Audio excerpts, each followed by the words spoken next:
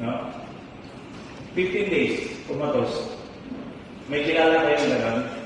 Baka may kilala kayong kaibigan kayo na kumatos ngayon sa panahon ito. Huwag na po kayong magpatumpik-tumpik. Puntahan niyo po agad. Bakit po? Malaki po ang may tutulong ito. Kasi yung pinahiran ko po, 12 days sa ICU, ika-15 doon sa charity work. Pinuntahan ko po sa ospital. That time, kasama ko si Sir Gerald ng hapon. Tinawagan ako ng kapatid ko na yung kanyang kaibigan na sa ospital, 15 days kumatos. Sabi ni Sir Gerald, puntahan mo na agad para makasakaling masalba pa.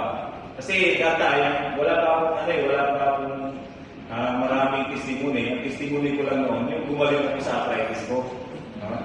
So, kinalaman din sa kumatos. Stroke doon sa So, parang tiwala pa ako dahil ipapahid lang. At least, di ba, parang related doon sa mga paulit-ulit, sa mga omega, di ba? Papahid lang. So, pwede bumalik ka talaga sa arthritis mo. So, yun lang yung aking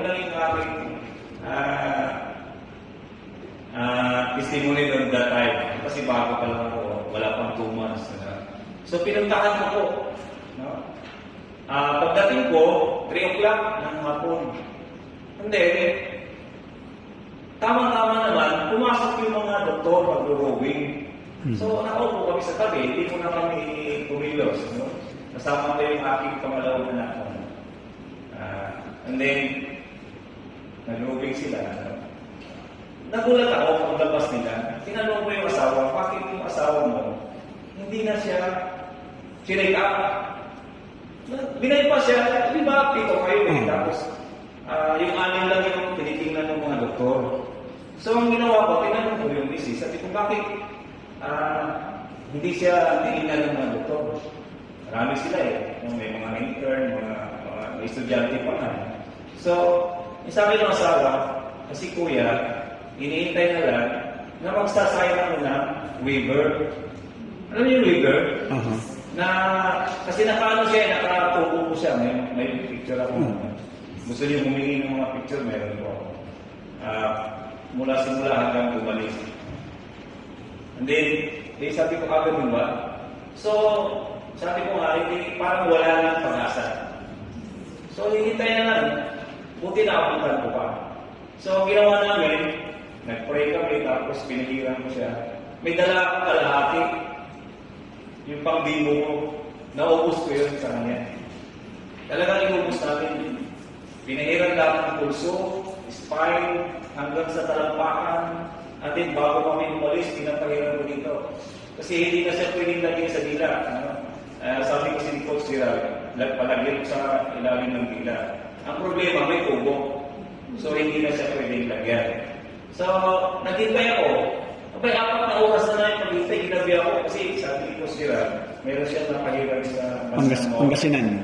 30 minutes, yumila. So,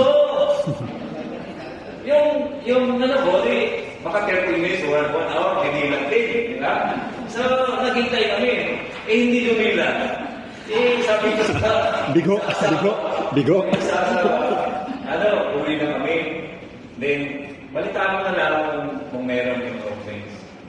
So, kinabukasan, meron akong hinatid, nag-drive ako, meron akong hinatid dun sa Rizal, sa Panay. Doon nag-text yung misis. Ang text ng misis sabi sa akin, talagang i-description ko ka.